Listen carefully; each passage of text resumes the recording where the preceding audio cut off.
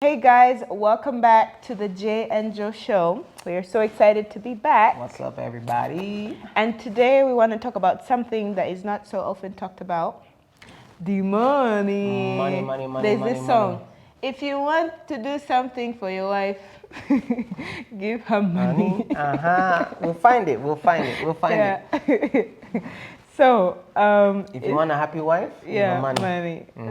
So a lot of people really marry for money, but they also divorce because of money. Money. Everyone likes to talk about the love. Yeah. Everyone likes to talk about he's handsome, he's tall. Yeah. No. Until money. until the height cannot put food on the table. Yeah.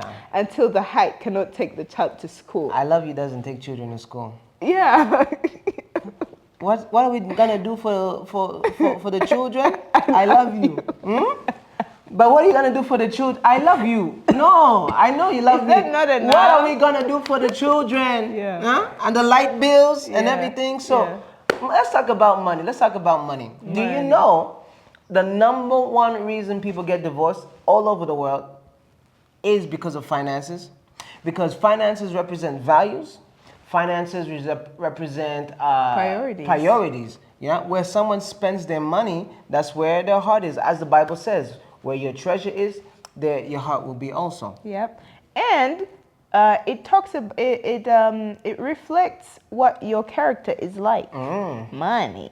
When you're prideful and you Get more money, you become more prideful. When you're prideful, when you're not integral, when you're lacking integrity, and you get more money, you're gonna be even grittier and just lack more integrity. So it just accentuates whatever it is that's bubbling on the inside. Money makes the world go round. Yeah. Now, when you combine this with someone else in a marriage, you get a lot of different things. And realize people don't often talk about. I don't think we really talked about marriage when I was dating. Money when I was dating you. Josh, did we talk about money? When we were dating, we were trying to have a good time. Okay? No kids. Yeah. Come on. Not quantity, but quality. Baby. Because when Josh and I were dating, we were in college. I was working the minimum wage job as an international student. The minimum hours, minimum wage, minimum everything. And this man, on the other hand, had some money coming in. Was some coming in, but sometimes you know how these deals go. You know how these deals, man. Some days, some days were rainy, know. And I had to pull out my minimum wage. And I was but one thing it is, we shared money. We always said, what do we have? Do you have money? No. Do you have money?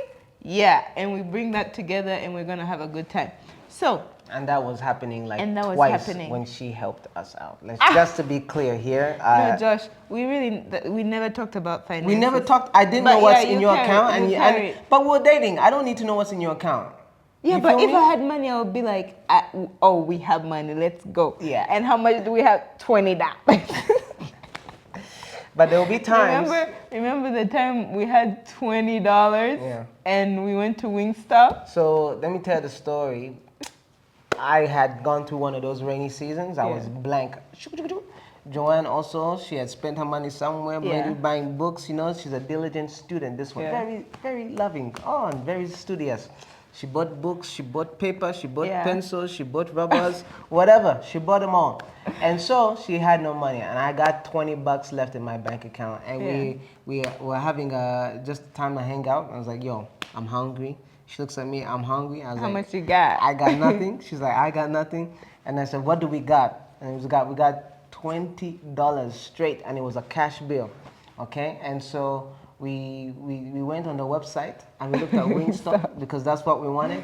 And the meal that would give us like a lot of wings and a lot of fries was $18.99 plus tax. That's $19.50, man. And we had $20. We went without $20. Yeah. We paid our money. We can't afford delivery. We even said, what did we gave the change. We said, keep the change. Keep the change. Keep the change, because you know, whatever happens tomorrow, that will happen. But for today, we're about to have a good time. No, one thing we were really about as dumb financial stewards, and we're going to talk about that, is we really had a good time. Eating. We had a good time. Not quantity, like we said, but quality. Let me tell you something. Yeah. That Wingstop, it was so good, we just even put it on the floor. Yeah, you don't. When you have a good meal, you don't sit on a table. Yeah. You put it on the floor. She sits right there. I sit right here. You bow down before the food. Fire. Anyways, we just had a good time. Forgive my wife, she's reminiscing a little bit too hard. We need some wings. That's what we need to do. Okay. Yeah, we're going to get some wings today. You took it a little too deep. Not like that. Jesus is the Lord of Lords. Of course. Yeah. Anyways, so yeah, finances. We didn't talk about it in dating. No, we didn't. But we got married. Yeah, we did. Somehow, so many years later. And we realized. This thing. Wingstop needs to stop. Yeah, we realized we needed to figure this thing out. Yeah, financial literacy. And, you know, how do I manage my money? How does Joanne manage her money? Yeah. If I'm the one working, how do we manage our money? Yeah. So we had that time of just understanding. Because we came from different backgrounds. I came from a place where my mom is a workaholic. She is a working woman, and she loves the fine things in life. Okay, she took us to good schools. She did an amazing job, but I think watching her do so much, kind of like yo, I need to be also a working woman, but I also need to be someone that saves for the rainy days. Kind of like frugal. I'm not frugal. Not with. Cut. Director, cut. I'm joking. Okay. No. When you say frugal, what do you mean? When you say frugal, like I'm stingy. I'm not stingy. No. You're not stingy. You're not stingy. I'm just. But you are a excessive saver on. At least this is how I see it. Yeah. You are an excessive saver on the delicates when it comes to your money. And other people's money, I don't say who. On one person's money.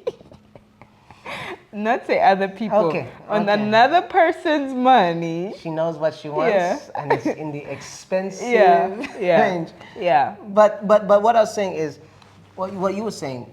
So you had a heart of what? Saving money, saving for the rainy days. Yeah. Because you saw times when you had money, and then you saw also times when you didn't have money, and you're like, I don't want to go through that. I always want to have money. I always want to have money. Yeah. But you don't come across in that way. You came across in a kind of negative, fearful way of like, even the money I have, what if there's going to be a day when I don't have it? So you try to collect everything. Am I doing a psychoanalysis on you? You're doing a great job. I know, baby. That's what I know. I know you, girl. I know you. You're my girl. So she wants to save everything so that she can have it at all times, but not actually using it for things that could be beneficial. So if we have someone else's money to spend, we can do that. I am happy doing that. But also when the rainy days come, you can spend my money. It's all here. I'm happy to give. When it's a hard time, Joanne is like, here you go. Right, but when it's a good time and there's money needs to spend, she's not gonna because she's expecting from her trauma in the past. She's expecting there's gonna be a time where there's no money, and that fear factor kicks in. And when there's money, great. Then let me save my money. Yeah, let me that when you don't have money, I'm gonna take it out, and life is gonna be like nothing changed. Which is a good thing. Yeah. But I also see it sometimes coming back in a negative way. Yeah. Because it doesn't come across as I'm just trying to save our things. It comes across as I'm fearful of the future. Right. Okay. No, but the Lord said no. I'm trying not to be fearful of the future.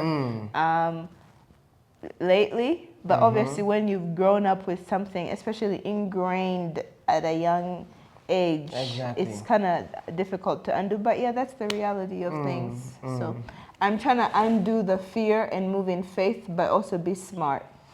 Faith does not mean that you're stupid. Yeah.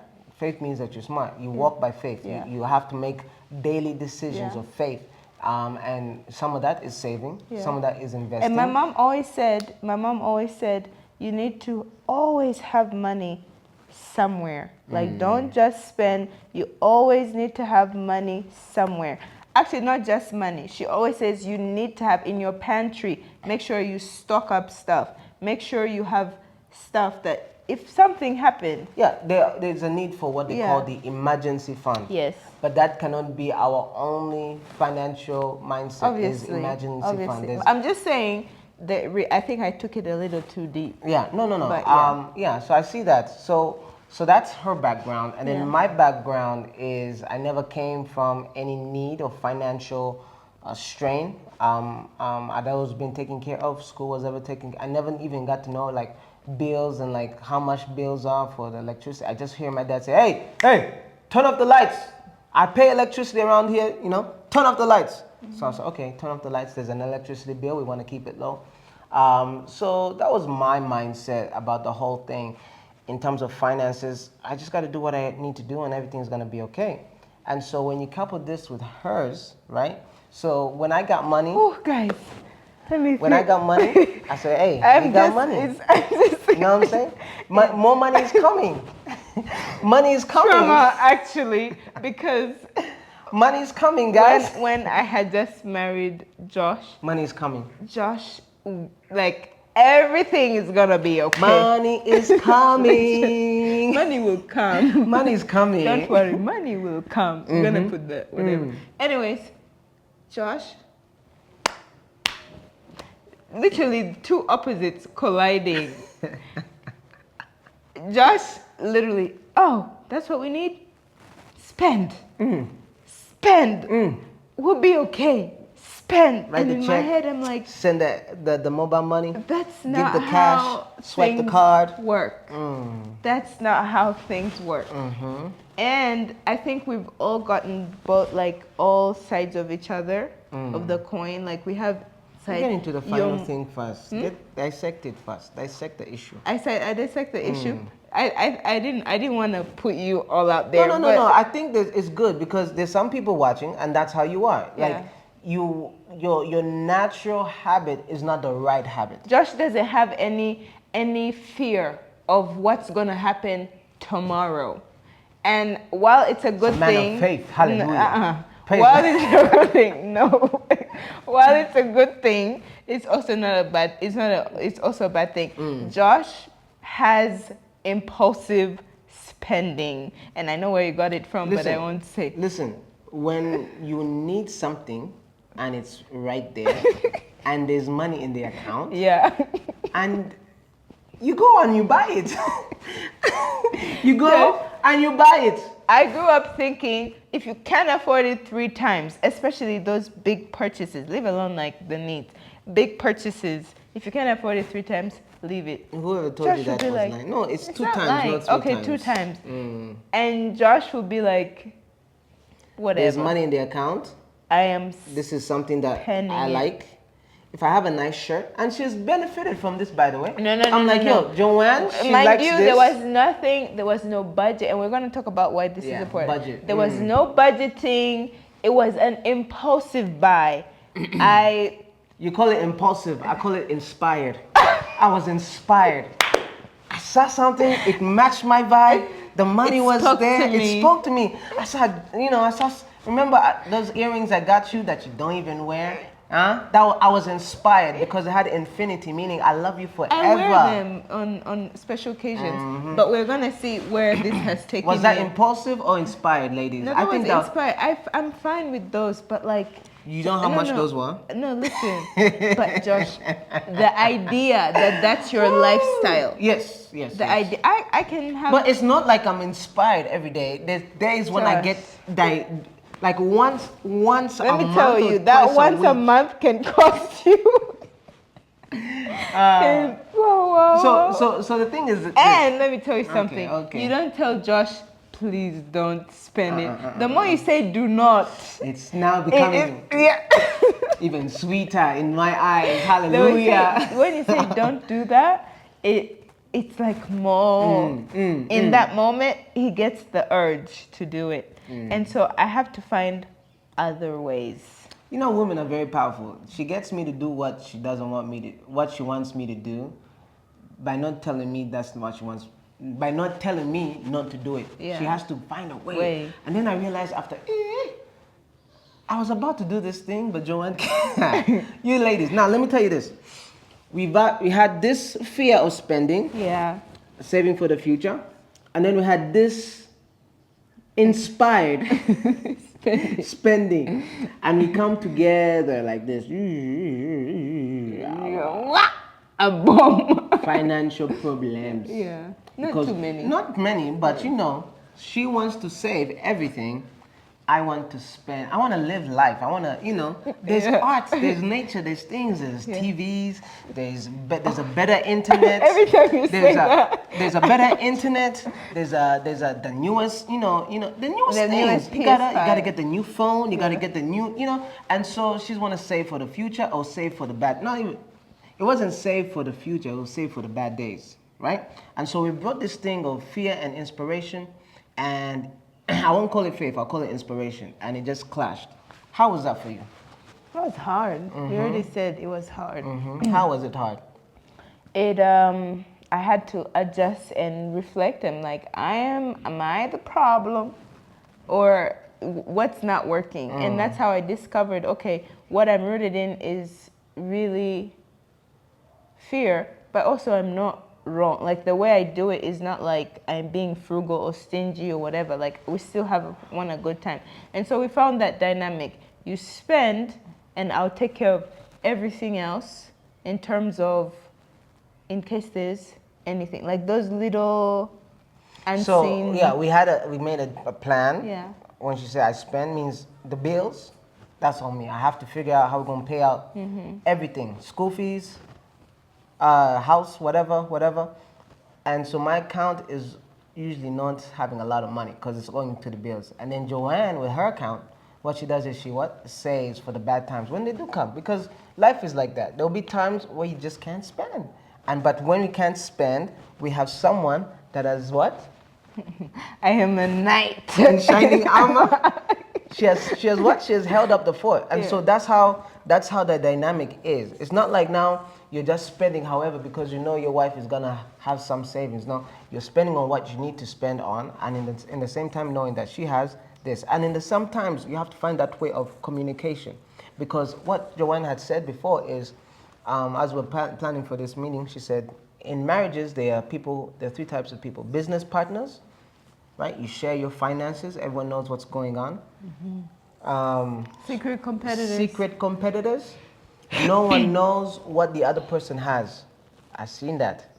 Joanne doesn't know what I have, and she don't know what she has. And people lie to each other. No. That's not how we've been.